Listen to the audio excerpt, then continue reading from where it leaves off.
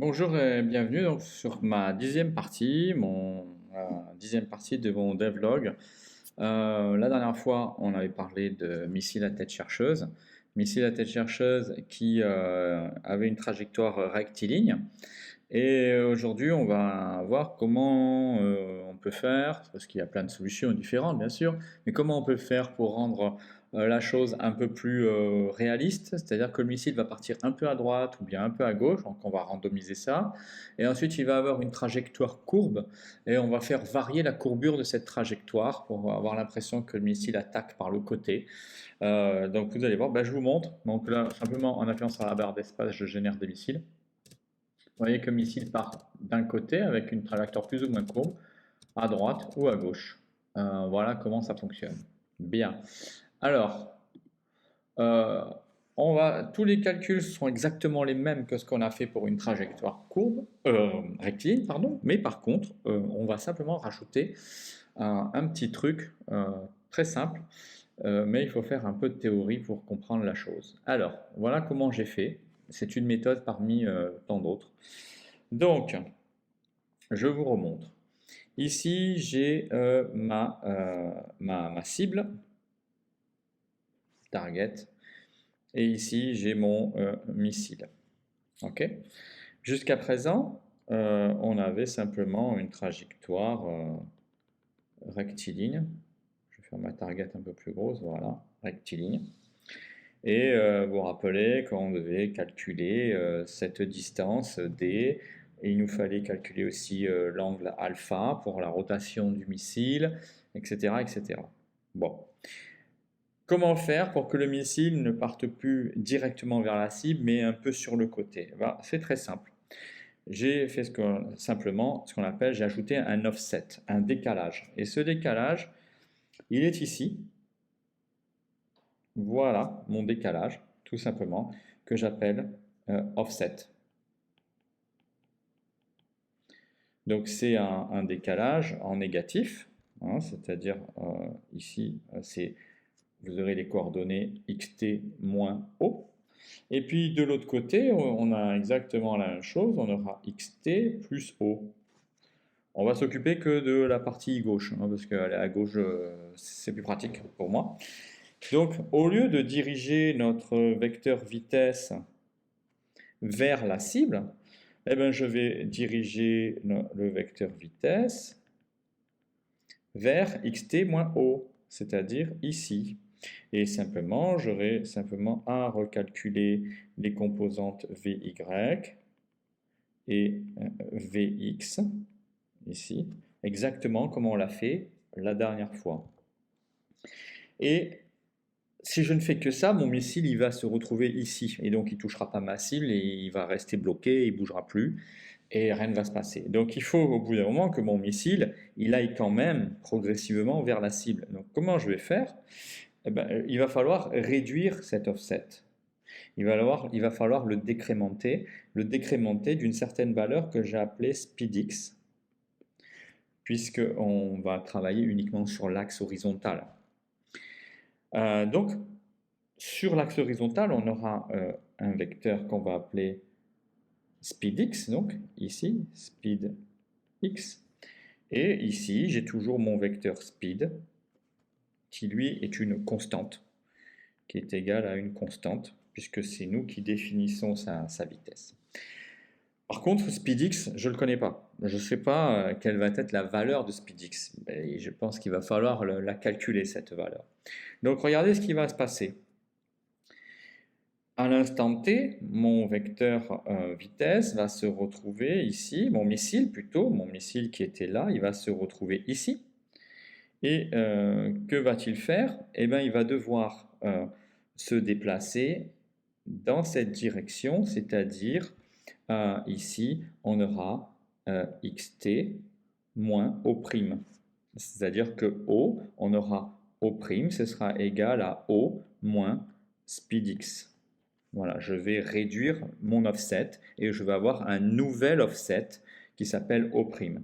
Donc, mon missile va se diriger dans cette direction-là. Donc, mon vecteur vitesse sera orienté comme ceci. Et là, je vais avoir bien sûr une nouvelle distance que je vais appeler d'. OK. Puis, qu'est-ce qui va se passer? Mon vecteur vitesse speed x va se déplacer de nouveau ici. Et donc là, j'aurai xt moins o secondes. Et mon missile sera ici. Et il va se diriger et se tourner. Donc on recalcule toujours l'angle alpha, évidemment. Il va se diriger ici, vers le nouveau point xt moins o'. OK, et on a donc ici une nouvelle distance que je vais appeler d, pardon, d. Attendez, je vais faire mieux. Voilà, d secondes.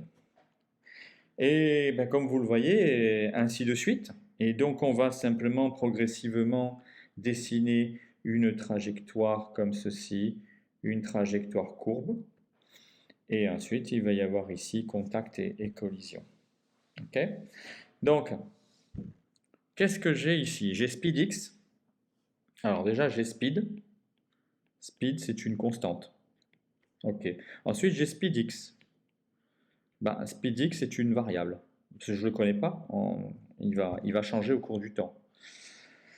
Puisqu'il faut qu'il y ait en fait une certaine relation de proportionnalité entre l'offset, c'est-à-dire la distance O, puis O', etc., et la distance D, D', des secondes. Je vais vous montrer ensuite. D, c'est une variable, ça varie dans le temps. Et O, eh ben, c'est aussi une variable, et ça varie dans le temps. Alors pour que ça marche, ben, qu'est-ce que j'ai fait? J'ai simplement dit que un speed x sur offset doit être égal à speed sur D. Et donc je peux calculer mon speed x. Speed x est égal à O fois speed, donc speed fois O, divisé par D. Alors mon premier speed x, je vais le calculer comme ça. Speed, je l'ai. L'offset, c'est le premier offset, je l'ai. Et ma distance, je l'ai, on la calcule. On peut donc calculer speed x, et donc on peut calculer déjà le premier point, xt moins o'. On aura donc, en fait, ce sera xt moins o plus speed x. Hein. Je vais l'écrire ici, donc on aura xt moins o plus mon premier speed x. Voilà. Okay, et ça va nous donner, et ça, ce sera égal à xt moins o'. Bien, donc là, j'ai mon premier point, et on va utiliser exactement les mêmes calculs que précédemment pour calculer l'angle alpha, etc. Et là, j'ai mon facteur de décrémentation, c'est speed x. Je vais décrémenter l'offset de speed x. Et ensuite, ben, qu'est-ce que je vais faire? Eh ben, je vais recalculer O, je vais calculer O'. Ça, c'est la première étape. Je calcule speed x. Puis, dans mes lignes de code, je vais calculer O'. Et puis ensuite, qu'est-ce que je fais? Une fois que j'ai O', je recalcule speed x. Donc je vais calculer speed x, O', puis speed x, puis O seconde, puis speed x, etc. Donc je vais avoir speed x qui va changer au cours du temps, je vais avoir O, le offset qui va se réduire au cours du temps, et avec simplement cette simple formule de proportionnalité, eh ben, j'arrive à avoir une trajectoire parfaite, courbe, et mon missile ne ratera pas la cible. Voilà comment ça fonctionne. Il suffit de randomiser quelques petites choses là-dedans, de faire la même chose pour l'autre côté, et ça marche très bien. Et je vous montre au niveau du code. Donc au niveau du code, ici, dans GameMaker, on regarde ensemble. Donc j'ai calculé mon speed x, vous voyez que c'est speed fois offset, divisé par d, donc d on l'a calculé, hein, c'est la racine carrée de patati patata, bon, il faut voir l'autre vidéo. Ensuite je réduis mon offset de speedx, et puis ensuite au step suivant, ben, je recalcule speedx avec la nouvelle valeur de variable de la variable offset, etc. etc. Ensuite pareil pour l'angle, hein, le calcul de l'angle pour alpha, ben, simplement sur x, eh ben, j'introduis l'offset. Donc vous voyez, ici j'ai introduit mon offset. Je calcule mon angle en degrés, et donc voilà, rien d'extraordinaire. Pareil ensuite pour le cosinus alpha et le sinus alpha, il suffit sur x d'intégrer l'offset. L'offset il est uniquement sur x, c'est pour ça que je l'appelais x offset, hein. Il ne faut pas l'intégrer sur y. Là, je l'ai intégré aussi dans la formule de calcul du cosinus alpha. Du sinus alpha, eh ben, ça vient au dénominateur. Voilà, il y a toujours mon x offset. Et ensuite, je recalcule Vx et Vy. Il n'y a absolument rien qui change.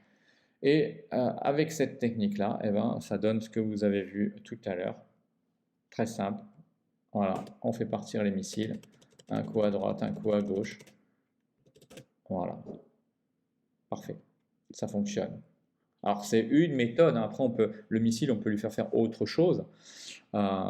Mais ce qui est très important, c'est ce que j'arrivais pas à faire au début, c'était trouver la relation de proportionnalité ici. Parce que si on fait varier SpeedX n'importe comment, on va avoir un missile qui va partir dans une certaine direction. Et puis, dès que la valeur SpeedX sera égale à 0, le missile va se retourner brutalement et va partir en ligne droite vers la cible, ce qui n'était pas du tout réaliste. Ça ressemblait plus à un bug qu'autre chose. Et donc c'est vraiment cette relation-là de proportionnalité qui fait qu'on a cette courbe parfaitement effectuée du missile entre sa position initiale et la cible. Donc voilà, c'était une petite vidéo parenthèse pour améliorer le visuel du missile. Ben, la prochaine fois, on verra, on parlera d'autres choses et on va poursuivre ce jeu ensemble. À bientôt!